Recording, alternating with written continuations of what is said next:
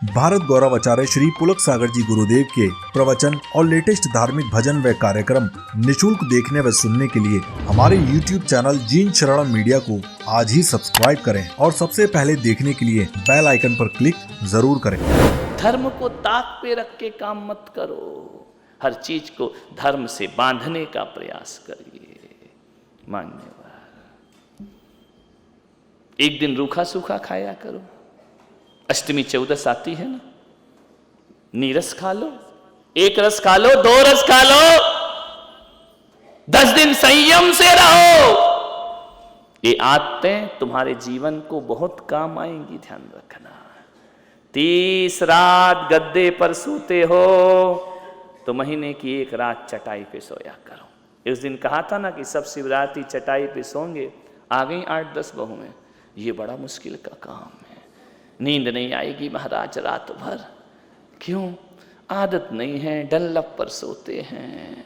ध्यान रखिए, ये आदतें बचपन से डालते ना।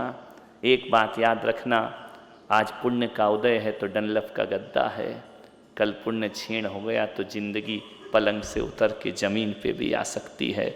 और यदि ये साधना तुम्हारी साथ में रही ना, तो उस दिन तुम आत्महत्या की बातें नहीं करोगे, तुम बुरे दिन भी अच्छे से जी लोगे और अच्छे दिन भी अच्छे से जी लोगे। कभी रूखा सूखा अष्टमी चतुर्दशी को खा लिया करो।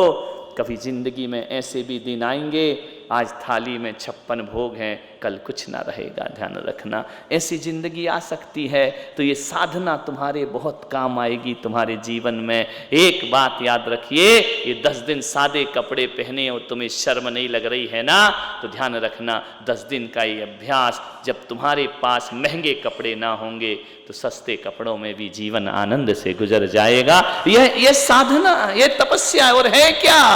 ये क्या किया? 10 दिन तक ऐसा क्यों बनाया? ऐसा भी जीवन जीने का अवसर रखिए।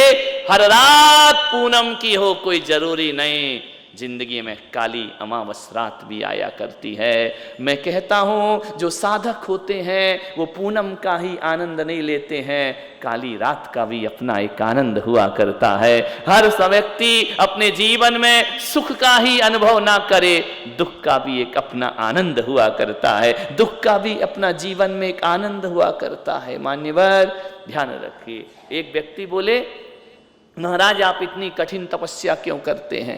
आप नग्न दिगंबर रहते हैं, केस लॉन्च करते हैं, आप इतना कठिन जीवन क्यों जीते हैं? इतनी क्रूरता क्यों, इतनी कठोरता क्यों? मैंने कहा, नादान, ये तुझे कठोरता क्रूरता लग रही है, ये मेरे जीवन का आनंद हुआ करता है, परमानंद हुआ करता है। बोले ऐसे कैसे आनंद हो जाएगा?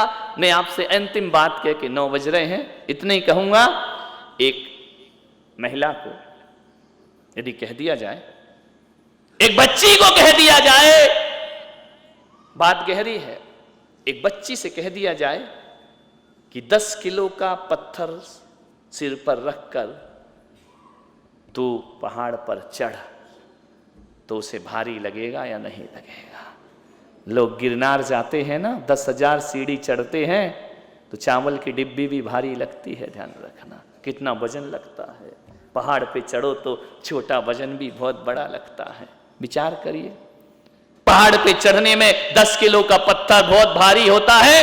बाजार जाते हो, सब्जी की डोलची उठाओ तो भारी होता है, आटे का कनस्तर उठाओ तो भारी होता है, बाल्टी उठाओ और कहा कोई सीढ़ी चढ़ो तो बहू कहती है मेरी ताकत नहीं है कि मैं पानी 4थे माले पे चढ़ करके ले जाऊं। ध्यान रखना, एक 10 किलो का पत्थर, एक 10 किलो का सामान बहुत भारी लगता है। मैं आपसे पूछना चाहता हूं कि जिस बेटी को 10 किलो का पत्थर भारी लगता है, आप बताइए 12 किलो का बच्चा जब गोद में लेकर चलती है वो भारी लगता है या नहीं लगता है? वजन की बात हो रही है। 12 किलो का बच्चा हाथ में हल्का लगता है, 12 किलो का पत्थर महंगा कठिन लगता है। ध्यान रखिए, वजन तो दोनों का, बच्चे का ज़्यादा भी हो सकता है तो भी वह गोद में लेकर सीढ़ियों पर चढ़ जाया करती है। वो ये नहीं कहती है कि तू वजनदार है, मैं तुझे लेकर नहीं चढ़ सकती हूँ। एक बात बताओ, पत्थर भारी क्यों लगा, बच्चा हल्का क्यों लगा? वजन तो उतना ही है दोनों का।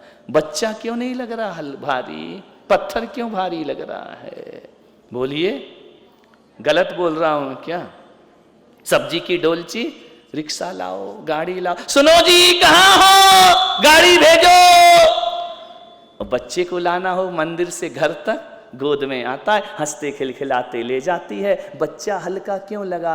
बच्चे से तार जुड़े हैं, बच्चे से मन जुड़ा है, बच्चे से दिल जुड़ा है। पत्थर से तार नहीं जुड़े हैं, पत्थर से दिल नहीं जुड़ा करता है। इसलिए जिससे दिल ना जुड़े वो भारी लगता है, और जिससे दिल जुड़ जाए वो हल्का लगता है। तो मुझ पुलक सागर का भी दिल मेरे महावीर से जुड़ा है। साधना हल्की लगती है, तपस्या हल्की लगती है, ध्यान रखना।